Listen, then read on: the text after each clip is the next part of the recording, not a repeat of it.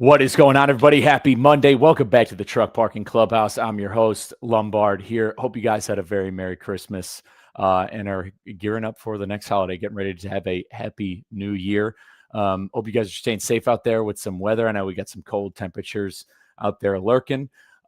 If you haven't checked already, about 43 minutes ago, the 50th edition of Taillights has dropped in your inbox, and there's truck parking discounts galore in there. We've got our holiday code that is good all the way through January 1st, holiday 50. Check it out. We've got a great survey in there, by the way, for our trucker members. We'd love to have you fill it out. We would really love some of your feedback on that survey.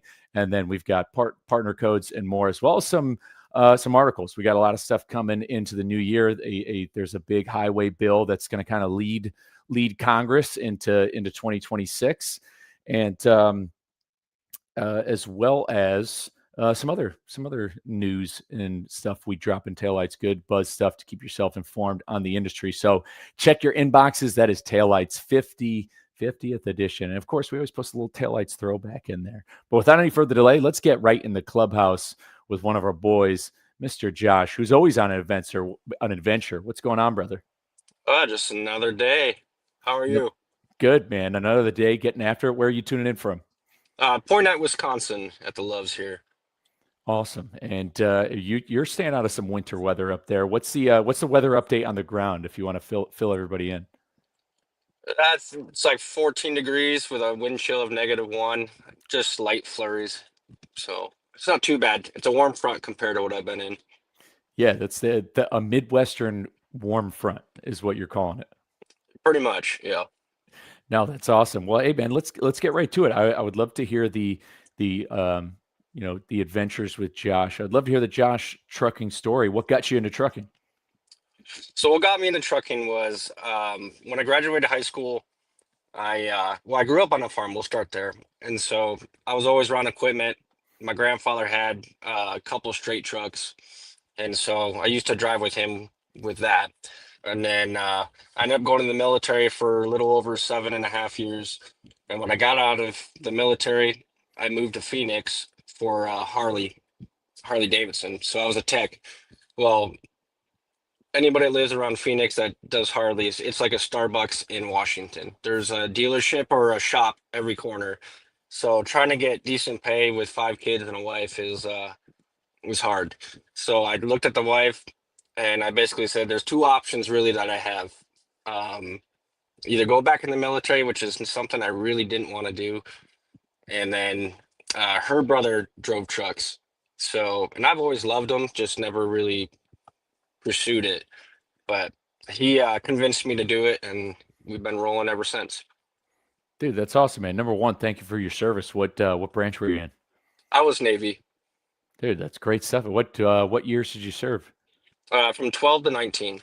Oh, okay, that's awesome, man. No, I was in the Marines, so 08 to 12. So you pumped in right as I was getting out. I know that's being a veteran though. You did said you did 7 years. It's funny, getting out though. I've always had that thought in the back of my mind of what another 4 would have looked like or what have you. And but all in all, like getting into this industry has been a really good close replacement of, I think, some of the things I cherished the most out of the military. So that's great. But that's great that it was still even an option for you. You said that was almost an option, was going back into the Navy. But you said that was your brother-in-law who had been trucking. Yeah, he was working for night for a long time, and then he moved back to Illinois, and he was doing some hopper bottom stuff. But he's telling me to get my CDL, and you can make decent money. You're not going to get rich necessarily, but you can make a good living. So Yeah, no, that's awesome. So getting your CDL, what was that like? Did you have to go out of state? Who'd you get your startup with? uh so I originally was going to go to a private school. I was going to use the GI Bill, try to be smart about this. And I was going to go to this private school so I could get, make sure I didn't have an auto restriction. Actually, before that, I didn't know that existed. So he just told me, make sure you take it in a manual. And well, I called Knight, which is where he recommended. And they're like, yeah, we have manuals. Later did I find out, once I already signed the contract, using my GI Bill, that the only trucks that were manual there were the lease operators. So I got that nice restriction that I'm working towards getting off, but hopefully beginning of the year we'll get that off. So Yeah, I'd say it's. I mean, we've had other guys come up onto the clubhouse and talking on my other show about how, I mean, just depending on what you want to do. Again, you're talking about something just like any endorsement. I mean, it's only going to open up doors, especially if you're looking to buy some equipment or just whatever opportunities life throws your way. There's one of my neighbors. He had two trucks, and he's just back down to his one at this point.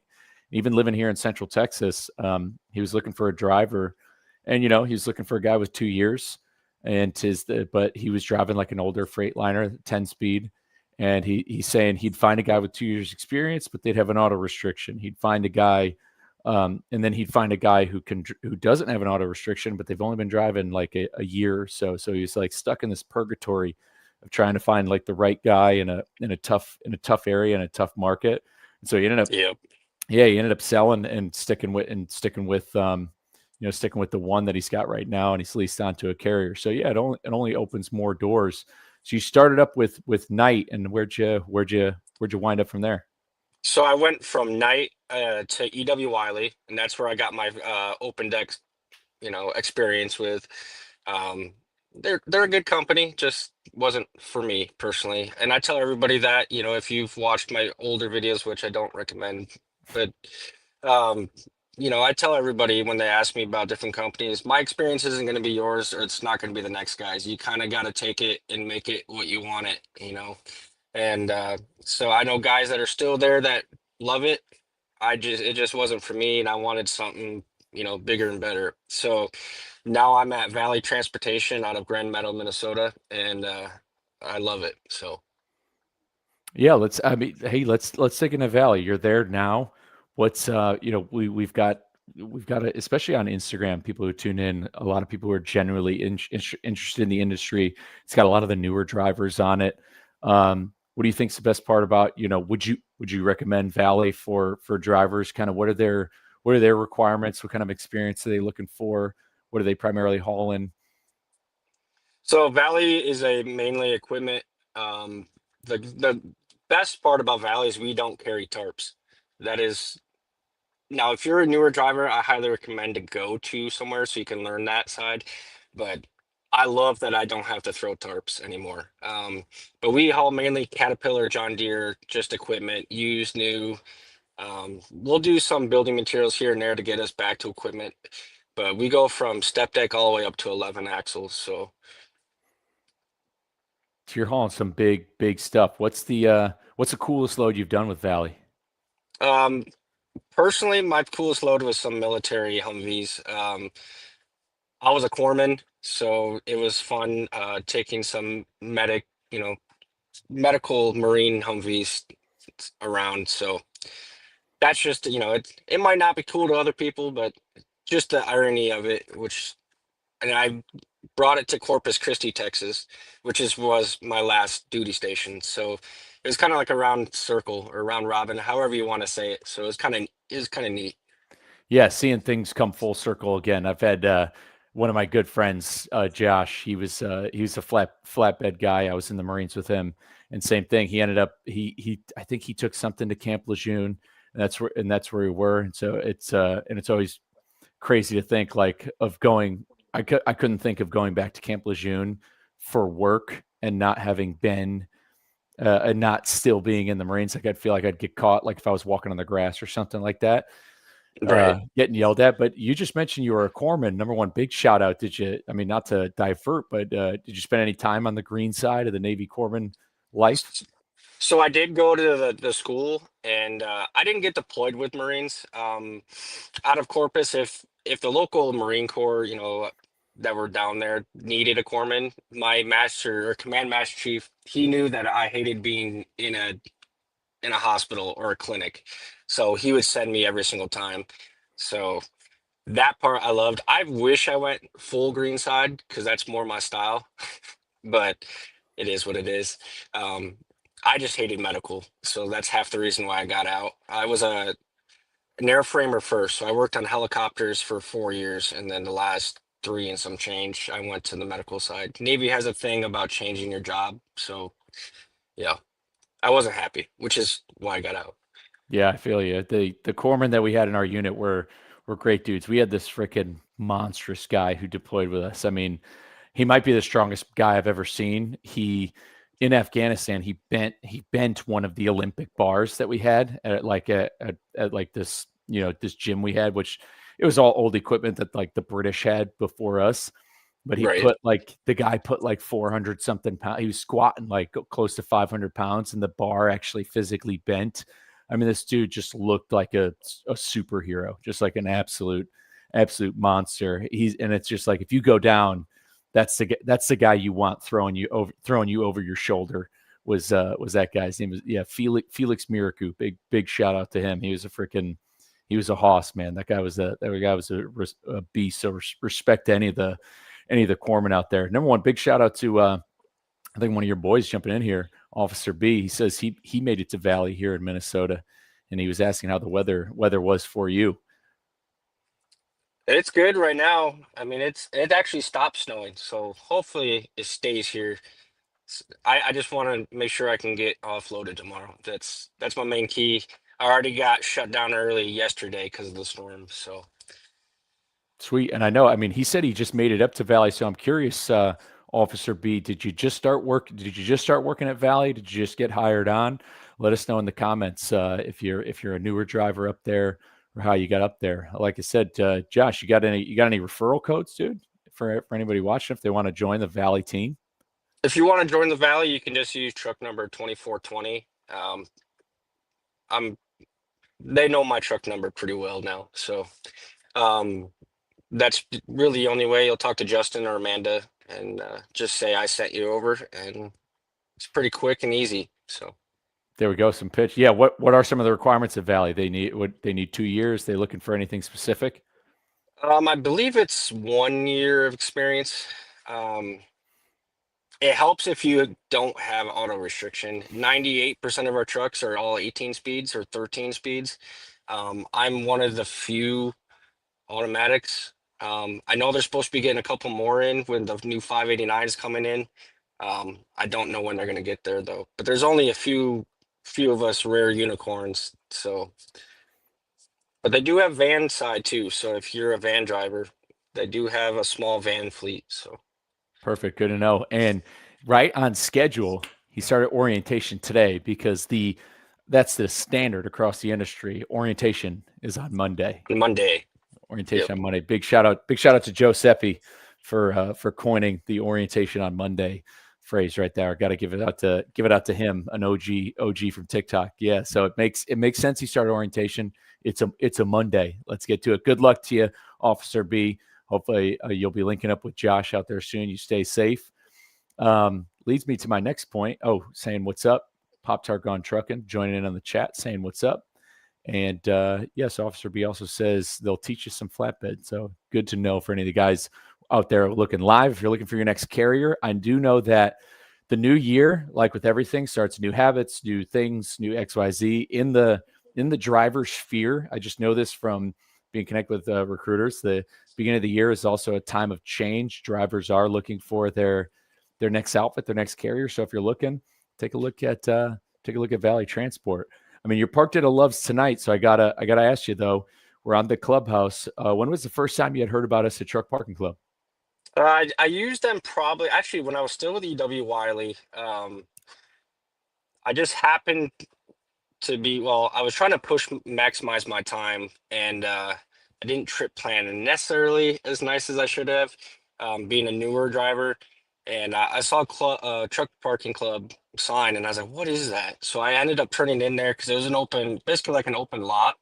Um, and I pulled in there, and a guy would happen to be there that was kind of like policing, and he's like, "Hey, you just go to this app, and you'll pay this amount." And I was like, "Oh, okay," which was really nice because you don't have. Sorry, I was watching these guys, trying to think this truck stops a racetrack, but You don't have that. I feel like truck parking club, you have a different class of drivers, so you don't have, all the mishaps, if that makes sense. So, but that probably about a year and a half ago is when I first used it. And then I used it one more time, but I honestly can't remember when I did it. I just know I used it. So Yeah, gotcha. So yeah, what you're saying. So right outside of your truck, right there, some guys are playing Formula One outside the window. pretty much. And it's one of these weird loves where it's just one big circle. You have to go through the parking and it's pretty icy. So I'm just waiting for something. Yeah, I was gonna say the lot's pretty icy. Is the lot full where you're at right now? There's a couple spots. It's a smaller loves. I don't know how busy it is up here. I'm not up through Wisconsin a lot, so Yeah, I've always been in the boat. I say it all the time. I say God bless the Midwest because really if you're when you're up in those parts of Wisconsin and you are in other rural parts of the Midwest, like there's one truck stop that sticks out for me in Minnesota. It's in Sauk Center, Minnesota, where the if you ever get a chance to stop there, I don't know if it's a Sinclair or whatever. It's an independent. It's not like a big chain, but the showers that they have there, they actually have number one, they have two tiered showers, I'm pretty sure, where like you can pay more for like this certain shower. One of the showers has a bathtub, put it that way. And which is, the idea of a bathtub at a truck stop would definitely makes you a double take. But as soon as like when I was there, I was like, yeah, I'm paying for this thing. Of course, I'm going to pay for a bathtub at a truck stop. Why wouldn't I? It's so rare to find. But yeah, when you're in parts of Minnesota, Wisconsin, if you're even if it's a larger chain, there's just not as much moving down there as opposed to Dallas Fort Worth on 35. Like so, it's like they're not going to get as full. So it's good. Good. There's some open spots for the guys who are playing Daytona 500 around the parking lot. however, I did look. I just didn't have the time to get to them. But just north here on the, oh, I'm off the 39 right now. But when you get on the 51, I believe there's truck parking club galore all the way up it. So I just didn't have time to get to them. So No worries. I mean, it's a tool for the tool belt. It's there when you need it. And Officer B jumping in, he's saying he's going to be using Josh's discount for Truck Parking Club. Officer B, if you didn't know, just to reiterate who we are, we're like the Airbnb of truck parking. I should say that for any live viewers, for anybody who's tuning in, especially watching on Josh's channel. That's what we are. We work with we help truckers save time and fuel by instantly reserving truck parking across the U.S. by working with existing property owners. So you had heard Josh talk about a place that was like somebody's open lot. That's who we work with: warehouses, CDL schools, people realistically with enough space to park trucks. And it's that's what it is. It's a tool for the tool belt. The same way you carry the stuff to check your tire pressure during your pre-trip. This is just another thing in your Rolodex to where if you are looking to pre-plan, book ahead, or you pulled in and it's 2 a.m. and you're like, oh crap, that's you can whip it out of your pocket and you've got it. And again, Josh's code is right at the bottom of the screen right there, Josh 20 for any of you guys who need it. Speaking of truck parking though, any top truck parking nightmares that come to mind for you? Like a time like you ever see any arguments, any accidents? Have you gotten any issues at any truck stops? yeah, when I was in Miramar, I was actually in my first truck with Valley.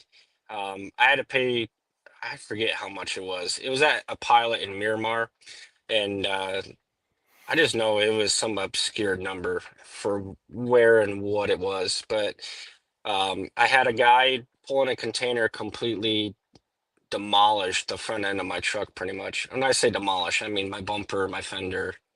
Um, I guess it could have been worse. But then he took off. This was at like 3 in the morning. And the good part was there was one way in and one way out. So I just happened to jump out, and took pictures because he took off. But I don't know if he got caught, but I know I had what I needed to get. So that way, our company or whoever can do what they got to do. But yeah, that was probably the most annoying part. And I will say, that is the one part about driving a long hood that gets a little hairy sometimes, because I feel like some of these truck stops aren't made for longer trucks. Definitely with a spread axle flat, step deck, you stick out a little bit farther. So Yeah, it doesn't set you up for success. You can't tuck and hide away, which to your guys tuning in to Officer B who's dropping in here. I got backed into at a truck stop up in Iowa. And yeah, you stick out a little bit. I was pulling an RGN and I don't know if I was sticking out further, but I wasn't wide because it was conveyor belts. It was going up to Thunder Bay, Ontario. But either way, I've always been a kind of an advocate and a proponent of telling guys who are anybody who's moving oversized, over dimensional. But even, I mean, even if you're an owner operator doing flatbed freight, just with the risk of cargo theft, you really can't go wrong with, and with scoping out if there's truck parking club near where you're going to be stopping or near where you need to be going for that reason. Yeah, I mean, it's like I think you know better than anybody. Like, yeah, when you drive a long nose truck, you drive something with chrome. I mean, it's almost like there's like a target. It's almost like there's a target or there's like a magnet. It's like there's a magnet that's attracting where something's going to happen. It's like I don't know what it is. That's what it is. It's like a magnet for disaster. Something that always wants to. Somebody's going to take that hood off. Yeah, it's kind of it gets some hair, hairy sometimes. Now, if the curb's not and there's stone behind me, what I'll try to do is try to put that rear axle up on the curb, just over the curb. If it's not tall and I'm not going to damage anything, or if I'm not stupid heavy, but that way I can tuck in a little bit. But the one thing I do like about Truck Parking Club is a lot of it is secured lots too. Like you were saying, you don't have to worry about, we have ramps or I have ramps on my step deck. Houston's big on theft in certain cities. So, you get Truck Parking Club with secured lots, you don't have to worry about you losing your ramps or, tarps or anything like that. So Yeah, big thing right there. I mean, I imagine guys are probably getting chains stolen every day, a tarp getting jacked, all that stuff. Yeah, and for anybody out there who is ever booking, you can on the app you're able to cycle through those amenities. Like if you need something fenced and gated, secure lights, cameras, you could you could select that you need those amenities. Just like if you were looking for Airbnb, you're down for an apartment, a house, it needs 2 bedrooms, it needs to fit 4 to 8 people. Hey, I need oversized allowed. I need fenced, secured, gated. So you can always cycle through those amenities. That's awesome, man. Yeah, he says it right. Officer B's right on cue. Houston is wild. Houston is 100% a wild place, no matter where you're at, especially for cargo theft. It's definitely an area to chill out at. and I'd it's say, spreading out too. yeah, it's not getting less busier around Houston. I would say like it's only getting busier. It's only getting busier almost basically everywhere in Texas in general. Yeah, Austin's hard to find parking too. A lot of it.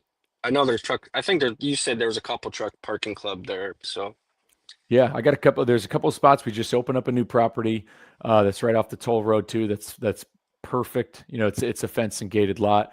I've been a huge advocate on the truck parking around Austin at the local and with different advocacy groups. There's a group here in Austin that's really they don't love the highway expansion that's going on because and I reached out to this group and I specifically was like, they want to expand these highways and there's this rapid growth coming to Central Texas from Austin down to San Antonio, with warehouses galore. I mean, Austin and San Antonio's the new Dallas Fort Worth. It's the new Metroplex, and there's warehouses lining 35, and these warehouses have hundreds of bay doors, which is thousands of more trucks coming in regularly that all have ELDs, that all have clocks. And if you're going to build all these warehouses and you're going to have this economic growth, one thing always seems to get left out of that equation is you want all this growth.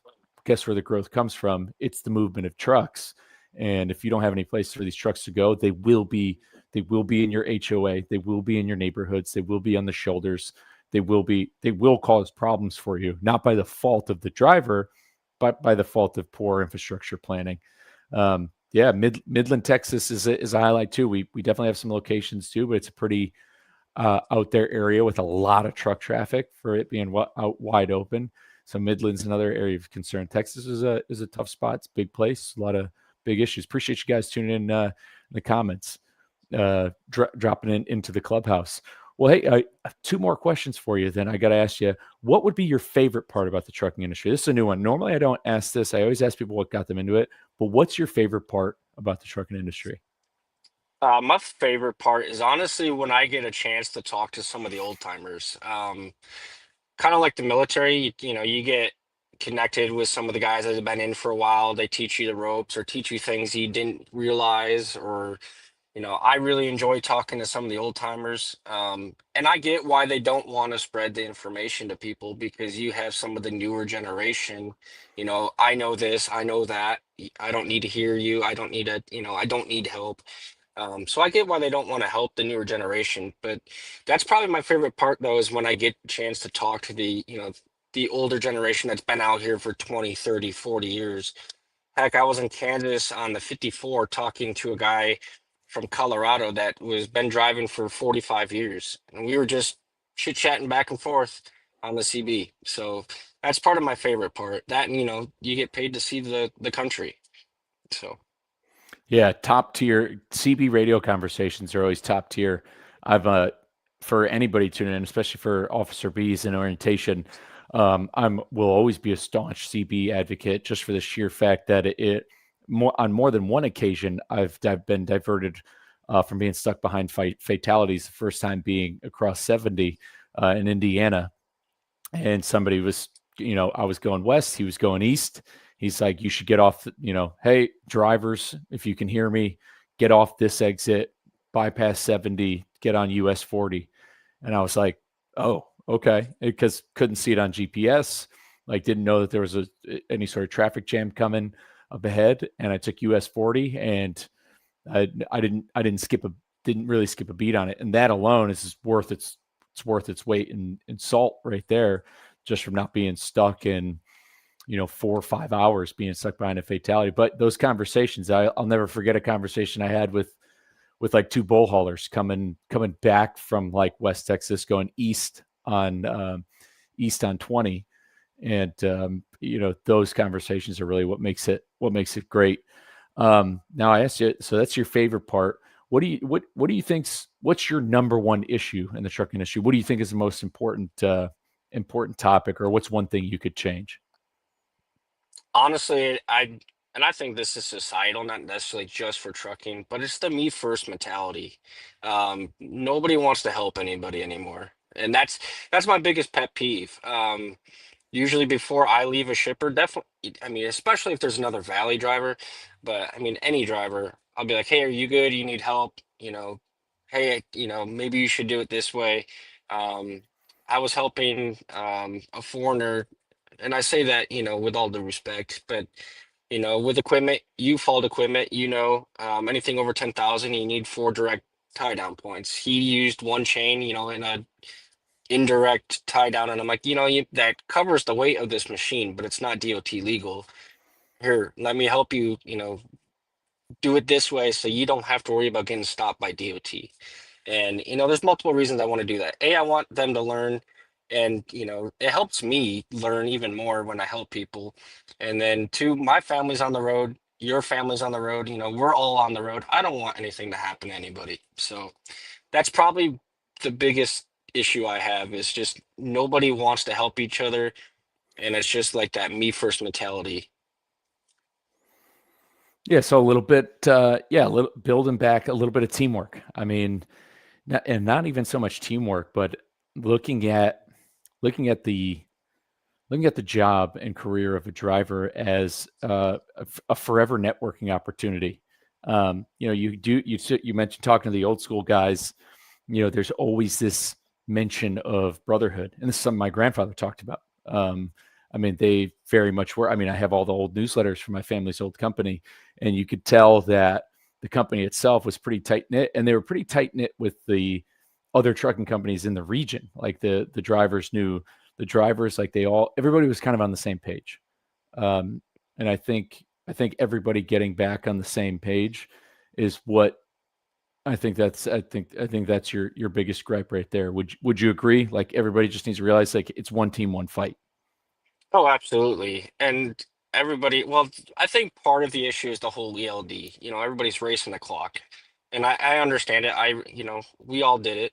So I think that's part of the issue, um, with that whole situation. But that is probably the main gripe I have. Awesome. Let's one last bit of trucker wisdom for you. If you were to give one piece of advice to a new driver, somebody who's in CDL school right now, what is the Josh's number one? What are your words of wisdom to somebody new entering the industry? What would you tell them? You got 2 years for a reason. So, you got double of one thing and one of the other. You should do something twice as much. That's probably the biggest thing. Listen, close your mouth and listen. Obviously, I'm not saying, you get some trainers that are, whatever, but you should listen and just soak in as much as you can from everybody. And then just take your time out here. You might make people mad, but you let them get mad and they'll go around you, but just take your time and listen. 2 years, one mouth. Take your time. I think it doesn't get any better than that. Well, number one, Josh, I want to thank you for coming on the Clubhouse. First time won't be the last time on to have you again. We might have to bring both of you Valley guys on. We'll have to get you and Grinding Gears himself to come on. And we could do some yapping. I would love to get the three of us doing some jaw jacking on the Clubhouse. But where can the people find you and follow along with your adventures? You can find me on YouTube on Josh's Trucking Adventures, and then I try to post, at least twice, 3 times a week if I can. So good. Yeah. If you want really good, solid trucking content, you want to follow along with a great adventure with an honest, hardworking guy. Cannot recommend his YouTube channel enough. And for you guys watching, I appreciate you tuning into the Clubhouse. Again, at Truck Parking Club, we want to leave this industry better than we found it, which is why we work and partner with gentlemen such as Josh, because the content he creates, sharing his life story, his advice, his wisdom, this is an individual who wants to leave the industry better than he found it. And remember, at Truck Parking Club, we help truckers save time and fuel by instantly reserving truck parking all across the United States by working with existing property owners. If you need truck parking tonight, you can go to truckparkingclub.com. You can use that promo code Josh20 when you make your booking. And I want to wish everybody out there a happy new year. If there is anything you ever need at all, we have 24/7 round the clock customer service. That includes holidays, anything like that. You can reach out to Josh. He's got you, or you can reach out to myself. But with that, guys, stay safe. Happy New Year, and hammer.